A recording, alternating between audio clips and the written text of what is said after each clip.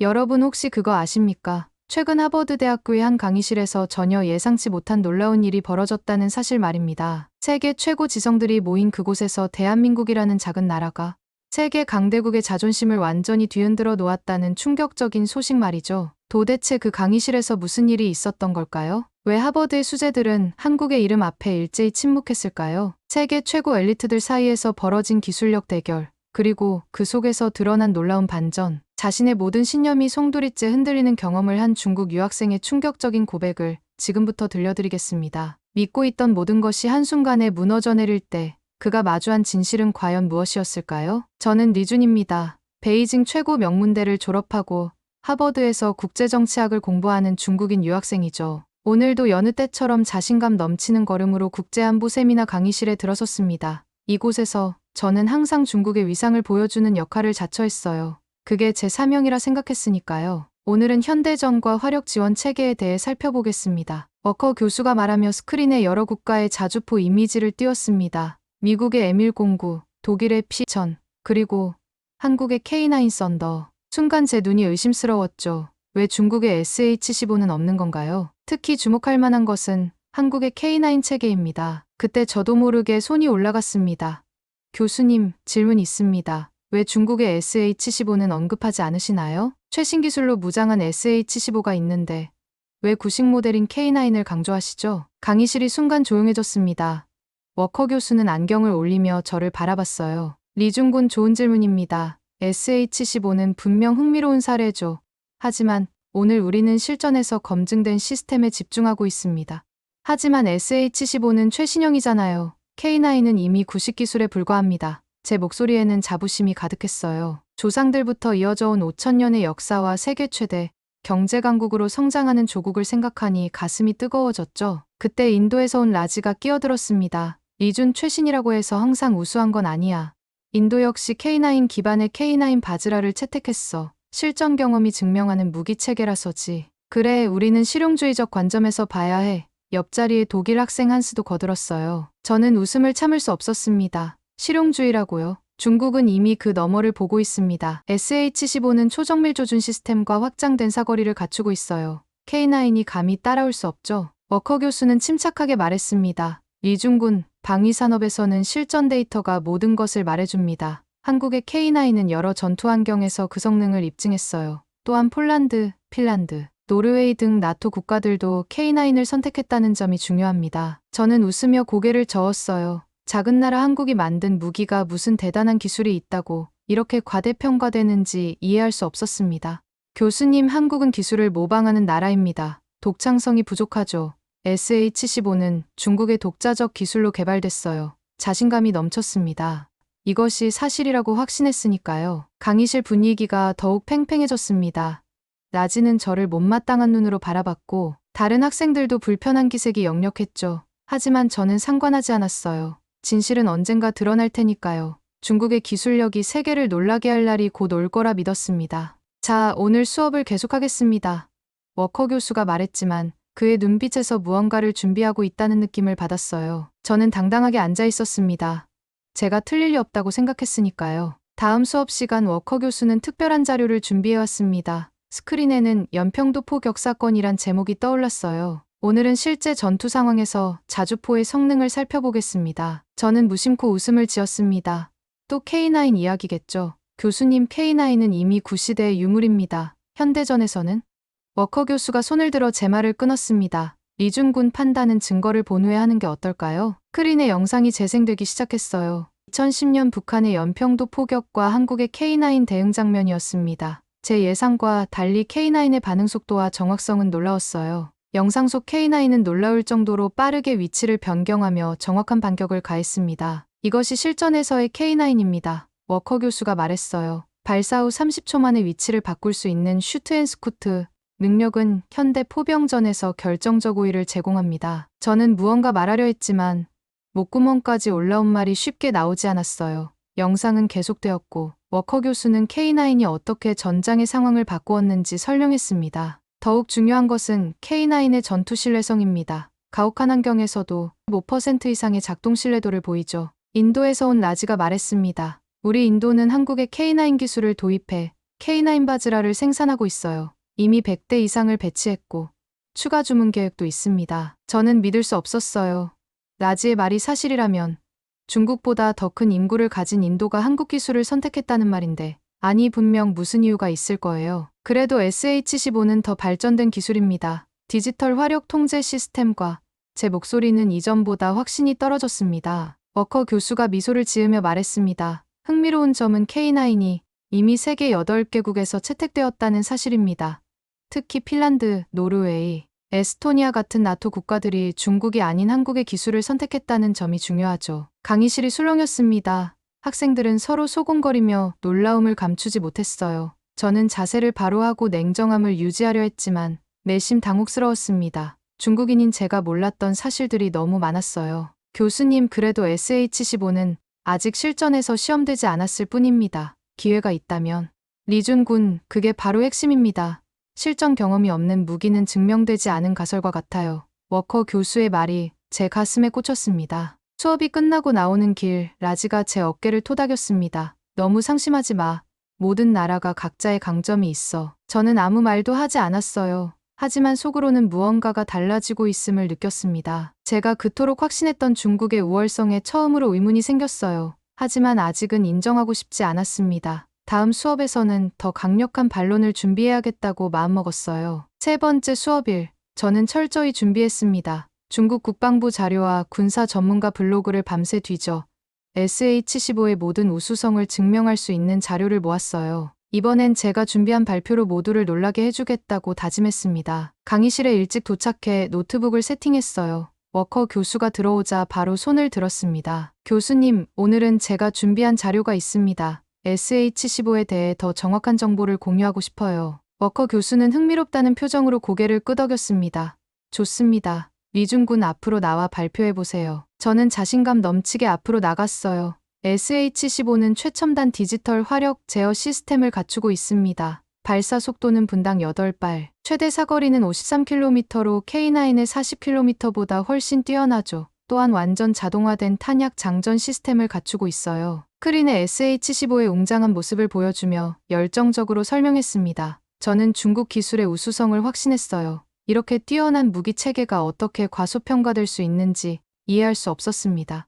SH15는 또한 최신 복합 장갑을 적용해 생존성이 매우 뛰어납니다. 이는 미래전을 위해 설계된 시스템이에요. 발표를 마치자 강의실은 잠시 조용해졌습니다. 제 주장이 설득력 있었다고 생각했어요. 하지만 라지가 천천히 손을 들었습니다. 리준, 인상적인 스펙이야. 하지만 그건 다 종이 위의 숫자에 불과해. 실전에서 그 스펙이 어떻게 발휘되는지가 중요하지. 라지의 말은 평소와 달리 공격적이지 않았어요. 오히려 조용하고 침착했습니다. 그래서 더 힘이 있었죠. 실전 경험 없이 어떻게 그런 무기를 신뢰할 수 있지. K9은 연평도 사건 다양한 훈련, 극한 환경 테스트를 통과했어. 실제 전장에서 입증된 시스템이라고. 저는 순간 흔들렸지만 다시 마음을 다잡았습니다. 실전 경험이 전부는 아닙니다. 최신 기술과 설계 철학이 더 중요해요. SH15는 미래를 내다보고 만든 무기입니다. 제 목소리가 약간 높아졌어요.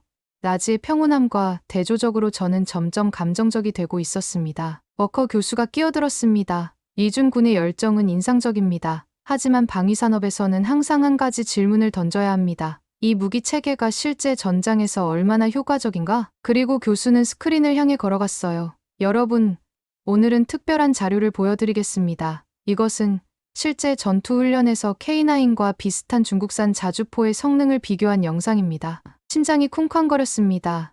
이런 영상이 있다는 사실을 몰랐어요. 저는 손에 땀이 나기 시작했습니다. 영상이 시작되었습니다. 두 자주포가 동일한 조건에서 표적을 향해 발사하는 장면이었어요. K9은 놀라울 정도로 정확하게 표적을 명중시켰습니다. 반면 중국산 자주포는 여러 번 발사했지만 정확도가 떨어졌어요. 영상을 보며 제 확신이 서서히 무너지기 시작했습니다. 라지와 한스를 포함한 다른 학생들은 K9의 정확성에 감탄했어요. 저만 그 자리에서 꼼짝 못하고 있었습니다. 리준 군, 무기 체계를 평가할 때는 실제 성능을 봐야 합니다. 워커 교수의 말이 제 귓가에 맴돌았어요. 수업이 끝나고 저는 평소와 달리 서둘러 강의실을 나가지 않았습니다. 무언가가 제 마음속에서 균열을 일으키고 있었어요. 제가 그토록 확신했던 중국의 기술적 우월성에 처음으로 진지한 의문이 들었습니다. 일주일 후 워커 교수의 수업이 다시 시작되었습니다. 저는 지난 수업들의 충격에서 벗어나기 위해 더 많은 자료를 찾아보았어요. 중국 군사 포럼과 국제 방산 저널을 샅샅이 뒤졌죠.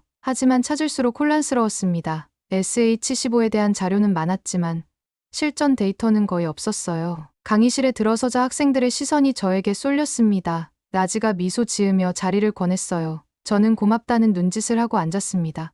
오늘은 가장 최근의 실전 데이터를 분석하겠습니다. 워커 교수가 말했습니다. 스크린에 2022년 러시아 우크라이나 전쟁 화력 분석이라는 제목이 떴어요. 현대전에서 자주포의 역할은 더욱 중요해졌습니다. 특히 TOT, 즉 Time on Target, 능력은 결정적인 우위를 제공하죠. 교수가 영상 하나를 틀었습니다. K9 Thunder 여러 대가 동시에 여러 표적을 타격하는 장면이었어요. 모든 포탄이 동시에 목표물에 도달하는 TOT 기술이 완벽하게 구현되었습니다. 저는 입을 다물 수 없었어요. 이건 교과서에서만 읽던 기술이었습니다. 중국 군사 훈련에서도 본 적 없는 정밀도였어요. 이제 비교 영상을 보겠습니다. 다음 영상은 중국 계열 자주포의 실전 영상이었어요. 여러 대가 발사했지만 포탄 도달 시간이 제각각이었고 명중률도 현저히 떨어졌습니다. 한 장면에서는 작동 불량으로 발사가 지연되기도 했어요. 이것이 실전의 현실입니다. 워커 교수가 말했어요. 종이 위의 스펙이 아닌 실제 전장에서의 성능 차이죠. 제 얼굴이 뜨거워졌습니다. 그동안 제가 믿어왔던 모든 것이 한순간에 무너지는 느낌이었어요. SH-15가 K9보다 우수하다는 제 주장이 얼마나 허황되었는지 깨닫고 있었습니다. 교수님, 간신히 말을 꺼냈어요. 이 영상들은 어디서 구하셨나요? 국제방위산업협회의 공식 분석 자료입니다. 누구나 접근할 수 있는 공개 자료죠. 라지가 조용히 말했습니다. 리준, 우리 모두 자국의 기술을 자랑스러워해. 그건 자연스러운 거야. 하지만 진실을 인정하는 것도 중요하지. 저는 고개를 끄덕일 수밖에 없었어요. 라지의 말이 맞았습니다. 제 눈앞에 펼쳐진 증거들은 분명했어요. K9의 성능은 단순한 과장이 아니라 실전에서 입증된 사실이었습니다. 수업이 계속되는 동안 워커 교수는 추가 데이터를 공유했습니다. K9이 다양한 기후 조건에서 95% 이상의 신뢰도를 보인다는 통계, 나토 국가들이 왜 한국 무기 체계를 선택했는지에 대한 분석. 제 노트북은 여전히 펼쳐져 있었지만 더 이상 반박 자료를 찾으려는 시도는 하지 않았어요. 대신 교수님의 설명을 경청했습니다. 처음으로 방어적인 태도를 내려놓고 있는 그대로의 사실을 받아들이기 시작했어요. 실전에서 증명되지 못한 무기는 단지 고철일 뿐입니다. 워커 교수의 말이 제 가슴에 깊이 박혔습니다. 수업이 끝나갈 무렵, 저는 더 이상 중국의 무기 체계를 맹목적으로 옹호하지 않았어요. 대신 제 신념의 틀이 깨지는 소리를 들으며 새로운 관점을 받아들일 준비를 하고 있었습니다. 이것이 학문의 진정한 목적이 아닐까요? 사실을 있는 그대로 보는 눈을 기르는 것. 다음 주 수업 저는 평소보다 일찍 강의실에 도착했습니다. 지난 며칠간 잠을 설쳤어요. 제가 그토록 확신하던 중국 무기 체계의 우월성이 무너지면서 제 정체성까지 흔들리는 것 같았습니다. 중국인으로서 제 자부심이 거짓 위에 세워졌다는 생각이 들었어요. 워커 교수가 들어오며 저를 보고 미소 지었습니다. 리준군 오늘도 일찍 왔군요. 저는 고개를 끄덕였어요. 교수님, 더 많이 배우고 싶습니다. 수업이 시작되고 워커 교수는 오늘의 주제를 소개했어요. 현대 무기 체계의 정밀성과 신뢰성에 대해 더 깊이 살펴보겠습니다. 스크린에 K9 Thunder의 실제 작전 영상이 떴습니다. 이번에는 더 상세한 분석과 함께였어요. K9이 시속 67km로 기동하며 3분 내에 발사 준비를 완료하는 모습, 연속 사격 후 30초 만에 위치를 바꾸는 슈트 앤 스쿠트 기능이 구체적으로 보였습니다. 저는 영상에서 눈을 뗄 수 없었어요. 특히 인상적인 것은 K9의 정밀도였습니다. 킬로미터 거리에서 1m, 오차 범위 내 명중률이 95% 이상이라는 데이터가 표시되었어요. 이것은 단순한 무기가 아닙니다. 워커 교수가 말했습니다. 수천 번의 실패와 개선을 거친 정교한 시스템이죠. 교수님은 다음으로 K9의 TOT 능력에 대해 상세히 설명했어요. 여러 대의 자주포가 각기 다른 위치에서 발사하더라도 모든 포탄이 동시에 목표물에 도달하는 기술이었습니다. 영상에서는 6대의 K9이 서로 다른 위치에서 발사한 포탄이 모두 동시에 목표 지점에 떨어졌어요. 그 정밀함에 강의실 학생들은 탄성을 내질렀습니다. 저도 모르게 감탄이 새어나왔어요. 놀랍습니다. 라지가 제 옆에서 속삭였습니다. 이건 단순한 기술이 아니야. 리준, 이건 열정과 헌신의 결과물이지. 워커 교수는 계속해서 K9의 다양한 작전 능력을 보여주었습니다. 영하 30도의 극한 환경에서도 정상 작동하는 모습, 모래폭풍 속에서도 정확한 사격을 유지하는 장면들이었어요. K9은 현재 전 세계 9개국에서 운용되고 있습니다. 특히 핀란드와 같은 극한 기후 조건을 가진 국가에서도 높은 신뢰도를 인정받고 있죠. 저는 더 이상 반박하려는 마음이 없었어요. 대신 놀라움과 존경심이 제 마음을 채우기 시작했습니다. 어떻게 한국과 같은 작은 나라가 이런 고도의 기술을 개발할 수 있었을까요? 수업 중간 워커 교수가 저를 불렀습니다. 리준군, 어떤 생각이 드나요? 강의실이 조용해졌어요. 모든 시선이 저에게 쏠렸습니다. 한 달 전만 해도 저는 자신감 넘치게 중국 무기 체계의 우월성을 주장했었죠. 하지만 지금의 저는 달라졌습니다. 솔직히 말씀드리자면 제가 오만했던 것 같습니다.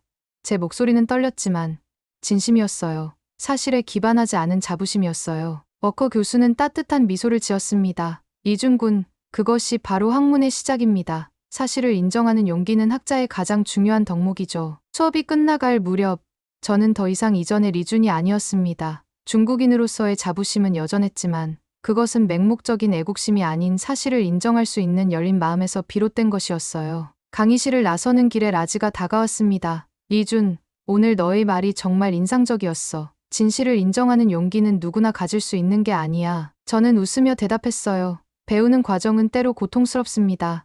하지만 필요한 과정이죠. 그날 저녁 기숙사로 돌아와 저는 K9 Thunder에 대해 더 자세히 찾아보기 시작했습니다. 단순한 호기심이 아니었어요.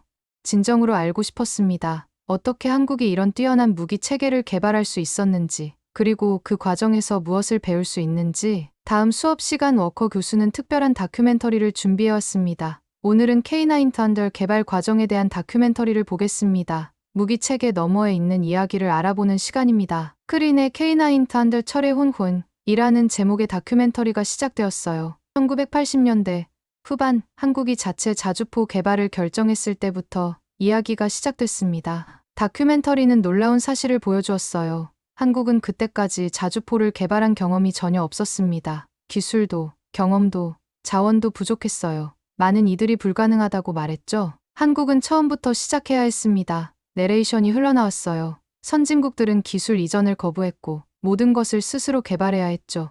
영상 속 한국 엔지니어들의 모습이 제 마음을 울렸습니다. 그들은 밤낮 없이 일했고 수백 번의 실패를 겪었어요. 첫 시제품은 작동하지 않았고 두 번째는 안전 문제가 있었으며 세 번째는 정확도가 떨어졌습니다. 하지만 그들은 포기하지 않았어요. 10년 넘게 끊임없이 개선하고 발전시켰습니다. 처음에는 미국과 독일의 기술을 학습했지만 결국 독자적인 혁신을 이루어냈어요. 우리는 세계 최고의 자주포를 만들 것입니다. 한 엔지니어의 간절한 목소리가 영상에서 울려 퍼졌습니다. 그의 눈에는 눈물이 맺혀 있었어요. 저는 그 순간 무언가를 깨달았습니다. K9의 진정한 가치는 단순한 금속 덩어리가 아니었어요. 그것은 한 나라의 꿈과 의지, 그리고 끊임없는 노력이 담긴 결과물이었습니다. 영상은 계속되었고 K9이 마침내 2000년대 초반 실전 배치되는 장면이 나왔어요. 모든 테스트에서 예상을 뛰어넘는 성능을 보였습니다. 개발에 참여한 엔지니어들이 서로 부둥켜 안고 기뻐하는 모습이 감동적이었어요. K9은 단순한 무기 체계가 아닙니다. 워커 교수가 영상이 끝난 후 말했어요. 기술적 진보를 넘어 한 나라의 꿈과 의지가 담긴 상징이죠. 저는 조용히 고개를 끄덕였습니다. 이제 K9을 바라보는 제 시선이 완전히 달라졌어요. 더 이상 경쟁 대상이 아니라 존경과 배움의 대상이 되었습니다. 교수님, 제가 손을 들고 말했어요. 중국도 이런 과정을 거쳤을까요? 워커 교수는 생각에 잠겼다가 대답했습니다. 모든 국가는 각자의 길을 갑니다. 중요한 것은 기술 그 자체보다 그 기술을 만들어낸 정신과 과정입니다. 라지가 끼어들었습니다. 인도가 K9을 선택한 이유도 바로 그거야. 우리는 단순히 무기를 사는 게 아니라 그 무기에 담긴 철학과 신뢰성을 사는 거지. 한스도 고개를 끄덕였어요. 독일 역시 마찬가지입니다. 우리가 무기 체계를 평가할 때 가장 중요하게 보는 것은 신뢰성과 정신입니다. 수업이 끝나고 저는 강의실에 홀로 남았습니다. 제 마음은 복잡했어요. 그동안 저는 중국의 기술력을 맹목적으로 신뢰했습니다. 하지만 이제 깨달았어요. 진정한 기술력은 화려한 스펙이 아니라 그 뒤에 숨겨진 정신과 철학, 그리고 끊임없는 노력에서 비롯된다는 것을. 기숙사로 돌아가는 길, 저는 손에 든 스마트폰을 내려다보았습니다. 중국산 최신 모델이었어요. 하지만 처음으로 의문이 들었습니다. 이 기기 속에 담긴 진정한 가치는 무엇일까? 단순한 성능, 아니면 그 이상의 무언가? 강의실에 다시 모였을 때 워커 교수는 이번 수업의 주제를 발표했습니다. 오늘은 현대, 무기 체계의 글로벌 신뢰성에 대해 이야기하겠습니다. 스크린에 세계 지도가 나타났어요. 각 국가별로 어떤 자주포 시스템을 채택했는지 색깔로 구분되어 있었습니다. K9을 채택한 국가들이 예상보다 훨씬 많았어요. K9 썬더는 현재 한국을 포함해 터키, 인도, 핀란드, 노르웨이, 에스토니아, 호주, 이집트, 폴란드 등 9개국에서 채택되었습니다. 교수님이 설명했어요. 반면 SH-15를 포함한 중국산 자주포는 아직 중국 외에 주요 채택국이 없는 상태죠. 제 마음이 무거워졌습니다. 부정하고 싶었지만 사실은 사실이었어요. 최근 인도 국방부는 K9 바즈라 100대 추가 구매 계약을 체결했습니다. 워커 교수가 계속했어요. 이는 기존에 도입된 K9의 성능과 신뢰성이 검증되었다는 의미죠. 라지가 고개를 끄덕이며 말했습니다. 우리 국방부 보고서에 따르면 K9 바즈라는 히말라야 산맥의 극한 환경에서도 안정적인 성능을 보였어요. 이게 추가 주문의 결정적 이유였죠. 워커 교수는 이어서 각국이 K9을 선택한 이유를 분석했습니다. 핵심은 검증된 신뢰성이었어요. 실전 경험, 환경 적응력, 정비의 용이성, 그리고 제작사의 지속적인 지원이 주요 요인이었습니다. 방위산업에서 진정한 경쟁력은 스펙이 아닌 신뢰입니다. 워커 교수가 강조했어요. SH-15는 분명 뛰어난 설계를 가지고 있지만 아직 이 신뢰를 얻지 못했어요. 저는 고개를 숙였습니다. 인정하기 어려웠지만 교수님의 말이 맞았어요. 아무리 뛰어난 설계라도 실전에서 증명되지 않으면 의미가 없었습니다. 그렇다면 중국은 어떻게 해야 할까요? 제가 조용히 물었어요. 워커 교수가 미소를 지었습니다. 좋은 질문입니다. 미중군 기술은 항상 발전합니다. SH-15도 앞으로 기회가 있을 겁니다. 중요한 것은 꾸준한 개선과 투명성이죠. 수업이 진행되는 동안 저는 깊은 생각에 잠겼습니다. 중국인으로서 자부심은 여전했지만 이제는 더 균형 잡힌 시각을 가지게 되었어요. 우리 조국도 배울 점이 있다는 것을 인정하는 것이 진정한 애국이 아닐까요? 워커 교수가 수업을 마무리했습니다. 여러분, 기술의 진정한 가치는 그것이 얼마나 뛰어난가가 아니라 얼마나 신뢰할 수 있는가에 있습니다. K9이 세계적으로 인정받는 이유는 화려한 스펙이 아니라 진실과 신뢰를 바탕으로 한 결과물이기 때문이죠. 라지가 제게 속삭였습니다. 리준, 내가 이렇게 열린 마음으로 듣는 모습이 정말 대단해. 많은 사람들이 자신의 신념이 도전받을 때 방어적이 되지만 넌 달라. 저는 쓴웃음을 지었어요. 처음엔 저도 그랬습니다. 하지만 진실은 결국 스스로를 드러내는 법이죠. 강의실을 나서는 길에 워커 교수가 저를 불렀습니다. 리준군, 잠시 이야기 좀 할까요? 우리는 캠퍼스 벤치에 앉았습니다. 가을 햇살이 따스했어요. 리준군, 당신의 변화가 인상적입니다. 교수님이 말했어요. 이것이 바로 하버드가 추구하는 교육의 본질입니다. 사실을 직시하고 자신의 신념을 재평가할 수 있는 용기를 기르는 것이죠. 저는 고개를 끄덕였습니다. 처음엔 힘들었습니다. 제 정체성의 일부가 무너지는 것 같았어요. 하지만 이제는 오히려 더 넓은 시각을 갖게 된 것 같습니다. 워커 교수는 미소 지었어요. 그것이 바로 성장입니다. 리준군, 기말 프로젝트 발표 날이 왔습니다. 저는 밤새 준비했어요. 이번 주제는 미래 전장에서의 화력 지원 체계였습니다. 제가 처음 수업에 들어왔을 때라면 당연히 중국의 우월성만을 강조했겠죠. 하지만 지금의 저는 달랐습니다. 강의실에 들어서자 라지가 반갑게 손을 흔들었어요. 한스와 다른 학생들도 친근하게 인사했습니다. 처음 왔을 때와는 완전히 다른 분위기였어요. 리준군, 당신의 발표가 기대됩니다. 워커 교수가 말했습니다. 저는 깊게 숨을 들이쉬고 앞으로 나갔어요. 프레젠테이션 첫 슬라이드를 열었습니다. 배움의 여정, 기술을 넘어선 가치라는 제목이었어요. 저는 이번 학기 동안 많은 것을 배웠습니다. 제 목소리는 차분했어요. 처음에 저는 중국의 SH-15가 세계 최고의 자주포라고 확신했습니다. 그것은 맹목적인 자부심이었죠. 학생들이 집중해서 듣고 있었습니다. 라지는 격려하는 눈빛을 보냈어요. 하지만 이제 저는 무기 체계의 진정한 가치가 무엇인지 이해했습니다. 그것은 단순한 스펙이 아니라 실전에서의 신뢰성과 검증된 성능입니다. 저는 K9과 SH-15의 비교 자료를 보여주었어요. 하지만 이번에는 객관적인 시각으로 각 시스템의 장단점을 공정하게 분석했습니다. K9의 성공은 우연이 아닙니다. 그것은 끊임없는 노력과 개선, 그리고 투명성에서 비롯되었어요. 중국의 SH-15도 뛰어난 잠재력을 가지고 있지만 아직 이런 신뢰를 얻지 못했습니다. 이어서 저는 K9 개발 과정에서 배울 수 있는 교훈을 정리했어요. 실패를 두려워하지 않는 태도, 끊임없는 개선, 사용자 피드백의 중요성, 이 모든 것이 진정한 혁신의 원동력이었습니다.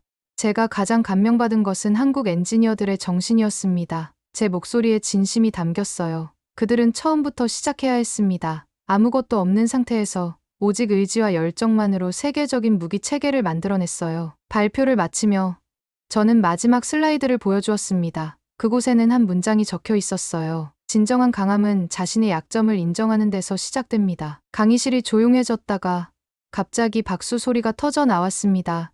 나지가 일어나 박수쳤고 곧 모든 학생들이 따랐어요. 워커 교수도 미소 지으며 박수를 쳤습니다. 훌륭한 발표였어요.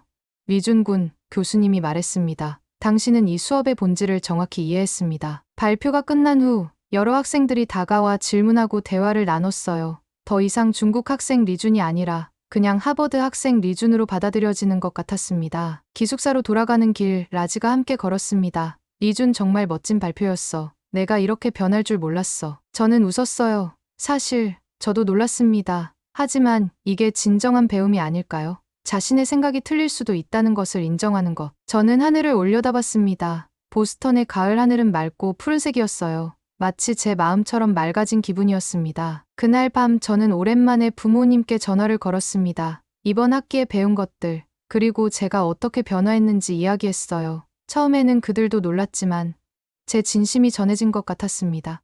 아버지, 우리가 배울 점이 있다는 걸 인정하는 것이 약함이 아니라 강함이라고 생각합니다. 전화를 끊고 저는 창밖을 바라봤어요. 이제 저는 세상을 다른 눈으로 보기 시작했습니다. 더 이상 흑백의 세계가 아니라 다양한 색채가 공존하는 세계로요. 한국, 중국, 인도, 모든 나라는 각자의 강점과 약점이 있었고 서로에게 배울 점이 있었습니다. 제 책상 위에는 여전히 중국 국기가 놓여 있었어요. 하지만 이제 그 옆에는 작은 노트 하나가 놓여 있었습니다. 그 첫 페이지에 저는 이렇게 적었어요. 내가 틀렸다.